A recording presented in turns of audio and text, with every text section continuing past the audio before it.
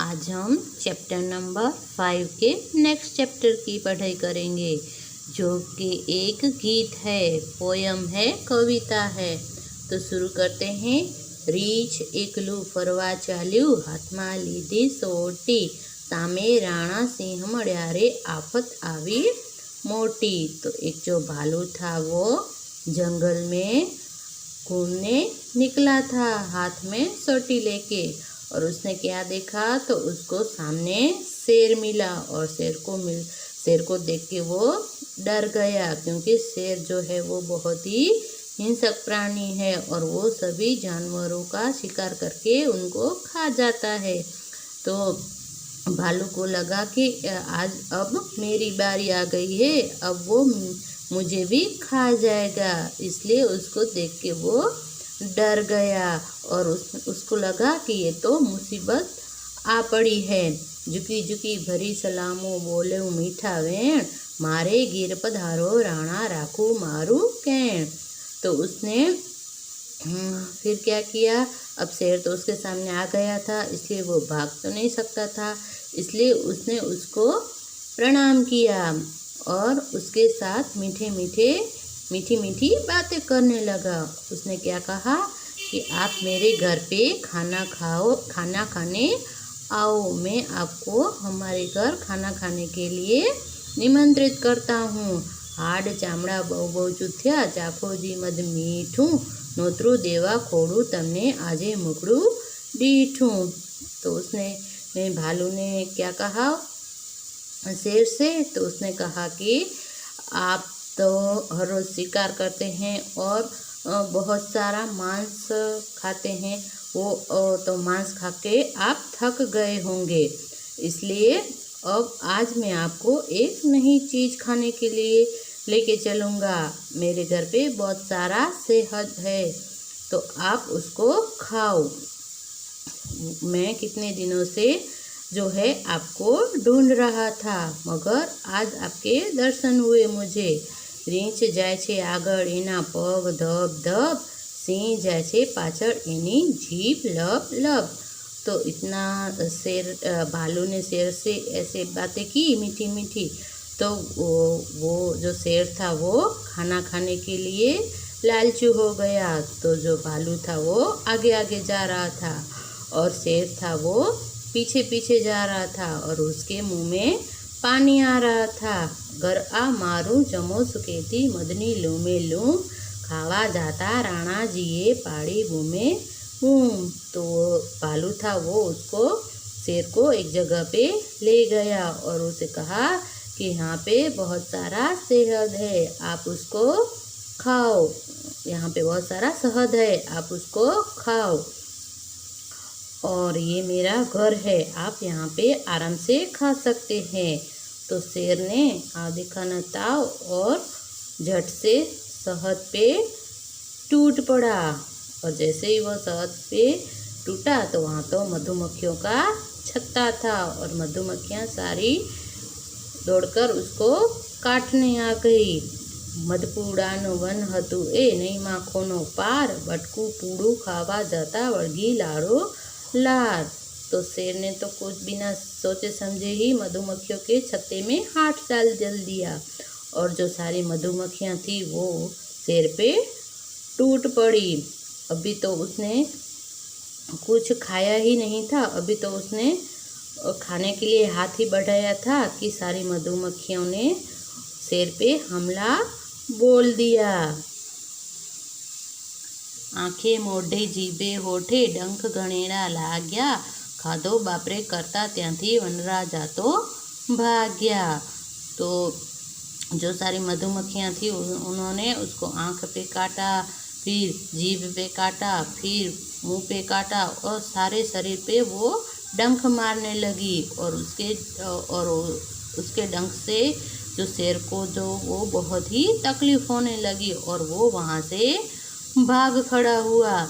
રીંછ એકલું ફરવા ચાલ્યું, હાથમાં લીધી સોટી, સામે રાણા સિંહ મળ્યા તા આફત તાળી મોટી। तो जो भालू था वो जंगल में अकेला घूमने निकला था और उसको सामने शेर मिला था और बहुत सारी मुसीबत तो उसके सामने आई थी, मगर उसने समझदारी से काम लिया और उस आफत को टाल दिया।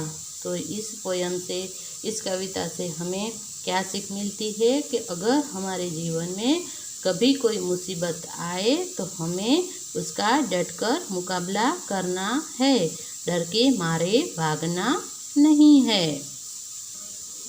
तो अब बारी है एक्सरसाइज की। तो यहाँ पे क्वेश्चन आंसर है। तो फर्स्ट क्वेश्चन क्या है, રીંછ क्या फरवा जतु हसे। तो भालू कहाँ पे घूमने गया था, तो भालू जंगल में घूमने गया था। સિંહને જોઈને રીંછને આફત આવી પડી હોય એવું કેમ લાગ્યું, तो शेर को देख के भालू है वो उसको ऐसे क्यों लगा कि जैसे मुश्किल ही आ गई है। तो उसको ऐसे क्यों लगा, क्योंकि शेर है वो सभी का शिकार करता है और सभी को खा जाता है, इसलिए उसको ऐसा लगा कि जैसे कि अब जो शेर है वो मुझे भी खा जाएगा। इसलिए उसको देख के उनको भालू को लगा के जैसे मुश्किली आन पड़ी है। जीभ लबलब थवी એટલે શું, तो जीभ लबलब इसका अर्थ क्या होता है, तो जब मुंह में पानी आ जाता है, हमारी किसी मनपसंद चीज़, पसंदीदा खाने की चीज़ को देख के जब मुंह में पानी आ जाता है और उसे खाने की तीव्र इच्छा होती है, तो इसका मतलब होता है कि जीभ लबलब होना। सिंहनी जीभ लबलब केम थती हसे, तो शेर के मुंह में पानी क्यों आया, तो उसने शहद का नाम सुना और उसे लगा कि आज तो मुझे बहुत सारा खाने को मिलेगा, इसलिए उसके मुंह में पानी आ गया। आफत टाळवा माटे રીંછે સિંહને સોટી કેમ नहीं मारी होय, तो जो आफत मुश्किल को टालने के लिए भालू ने शेर को सोटी क्यों नहीं मारी होगी, तो क्यों नहीं मारी होगी, तो शेर है वो बहुत ही शक्तिशाली होता है और वो झट से अपना पंजा मारता है और शिकार कर देता है।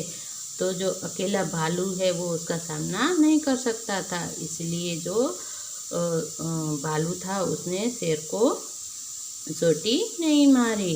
रीछ ने मधुमक्खियों केम नहीं करड़ी होए, तो भालू को मधुमक्खियों ने क्यों नहीं काटा होगा, तो क्यों नहीं काटा होगा, तो क्योंकि भालू ने मधुमक्खियों के छत्ते में हाथ डाला ही नहीं था। शेर ने मधुमक्खियों के छत्ते में हाथ डाला था, इसलिए मधुमक्खियाँ से थी वो उसने भालू को नहीं काटा।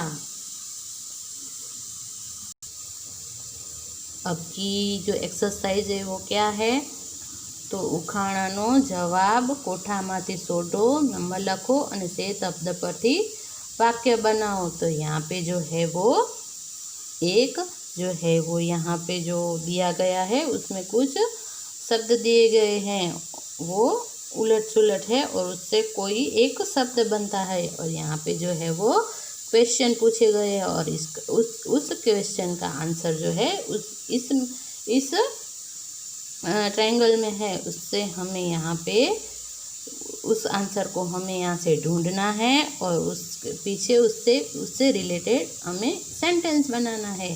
जैसे डगू मगू चाले छे, मोटा मोटा होठ छे, तेने तो मध भावे छे, बोलो भाई ये कौन छे, तो वो क्या है, तो उसका नाम है भालू।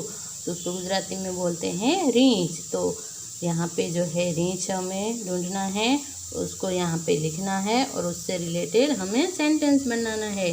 जैसे रींछ जंगल में फरवा जाए छे, तो जिस तरह से यहाँ पे जो क्वेश्चन है उससे रिलेटेड यहाँ पे आंसर है, वो हमें आंसर ढूंढना है और उससे हमें यहाँ पे सेंटेंस बनाना है। तो ये एक्सरसाइज जिस तरह से मैंने फिल की है उसी तरह से आपको भी अपनी टेक्स्ट बुक्स में फिल करनी है।